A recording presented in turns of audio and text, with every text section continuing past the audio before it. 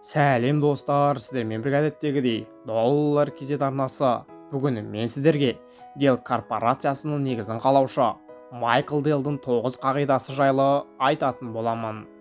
Майкл Делл 19 жасында бірінші курс студенті бола отырып, Dell Computer Corporation'ды құрды. Фирманың алғашқы капиталы небәрі $1000 ғана құрады. Ал Майкл 40 жасқа толғанда компанияның сату көлемі $45 миллиард жетті. Нарықты капиталдандыру бойынша Dell әлемдегі компьютер өндірушілердің арасында бірінші орынға шықты. Майкл Деллдің 9 қағидасы. Бірінші, нарықты мұқият зертте. Орындауға қажетті жұмыс көлеміне қатысты әрқашан реалист бол. Алайда тұрақты іздену, саралау және бизнесті кеңейту маңыздылығы туралы ұмытпа. Екінші, делдалсыз сат. Оқыпты болжамда, қорларды басқару бойынша жоспар құрастыр. Бірақ өндіруді және сатуды қорлар мүлдем болмайтындай ұйымдастыр. Өнім айналымын бақылауда ұста. Үшінші, өз жеткізушілеріңді жақсы көр. Компьютерлер өндірісіне зейін қойма, тұтынушыларға зейін қой. Жеткізу тізбегін өзінің тұтынушылық құндылықтарында тізбегіне қос. Бәрінен жақсы не істей аласын, соған назар аудар. Артық қиындықтардан сақ бол, сапаны үнемі бақыла.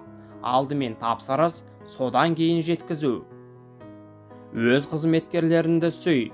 Басшы қандай болса, компанияда сондай. Сенің фирманың корпоративтік мәдениеті жақын. Дайындалған адамдарды жұмысқа ал. Ешқашан материалдық және моральдық көтермелеуден аянба. Әйтпесе қызметкерлеріңді де, нарығыңды да жоғалтасың. Бесінші, табысына тек сенің клиенттерің кепілдік береді. Жаппай клиентті ізде.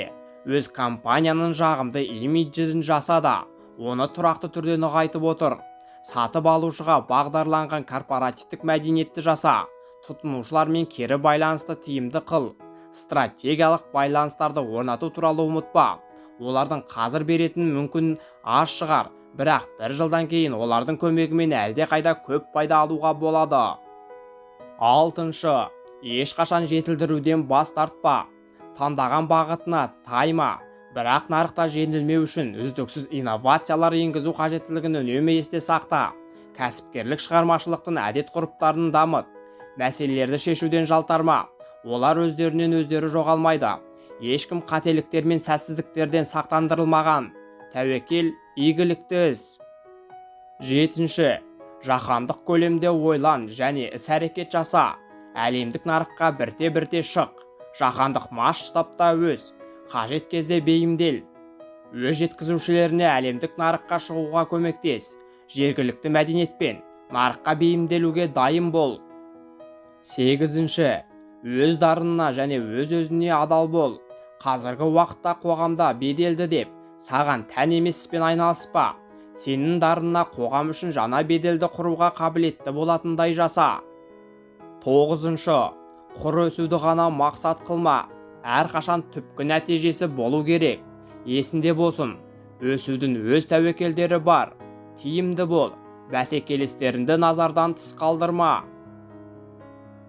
Достар, осымен видеомыз өз мәресіне жетті. Сіздерге пайдалы ақпаратты бере алдым деп ойлаймын. Менің арнамнан басқа да пайдалы ақпараттарды көре аласыздар. Сіздермен бірге болған доллар кезет арнасы. Видео ұнаса, сіздерге пайдалы болса, арнаға тіркеліп, лайк басып мені қолдап қойыңыздар. Әр қазақ бай қуатты болсын. Келесі кездескенше.